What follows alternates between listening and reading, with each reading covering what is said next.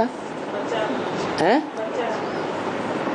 हाँ, क्योंकि बुद्धि में बैठा हुआ है ये जो जिन्हें बाप दादा कहा जाता है, ये तो जन्म जन्म के साथी हैं।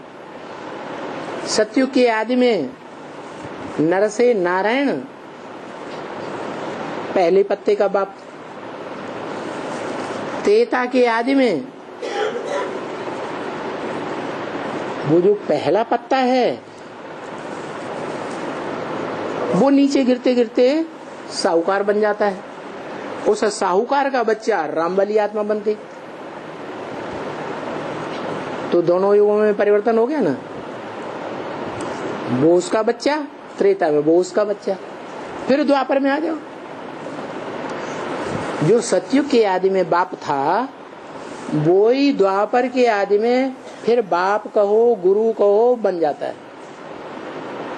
और कृष्ण वाली आत्मा क्या बनती है?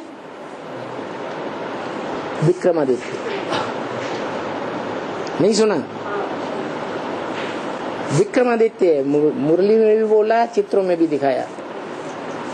वो विक्रमादित्य जब राजा बनता है तो द्वापर में सभी राजा विकारी, विकारी राजाओं को किसी से मंत्रणा लेना बहुत जरूरी। मंत्रणा लेने के लिए वो ब्राह्मणों को बनाते हैं, तो उन्होंने अपने बाप को बना लिया। क्या मंत्रणा दी? शिवलिंग की पूजा करो, मंदिर बनाओ। तो वो उसका बाप, वो उसका बाप। ऐसे ही कलयुग के में आदि में, कलयुग के आदि में कौन सी आत्मा भारत का बड़ा राजा माना जाता है? पृथ्वीराज चौहान। वो पृथ्वीराज चौहान जो सतयुग के आदि में भी संगम में पृथ्वीराज था, वो त्रेता के बनने कलयुग के आदि में भी फिर पृथ्वीराज चौहान बना। और वही पृथ्वीराज चौहान कलयुग आदि के समय में माया के द्वारा अंधा बना दिया जाता है। क्या बना दिया जाता है? अंधा। किसके द्वारा है? माया का रूप तो होगा कोई। माया आती है तो स्त्री के रूप में, पुरुष के रूप में, पदार्थ के रूप में आती है या नहीं आती है? हैं? तो किस रूप में पृथ्वीराज चौहान के सामने आ गई जो गिरा दिया है? अरे किसी को नाम याद नहीं? संयोगिता।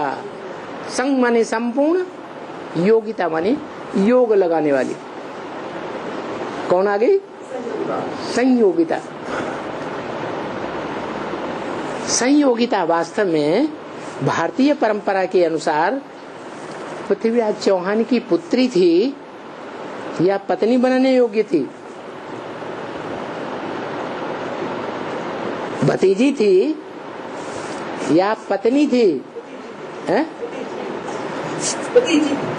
पति? पुत्री? पुत्री समान थी ना।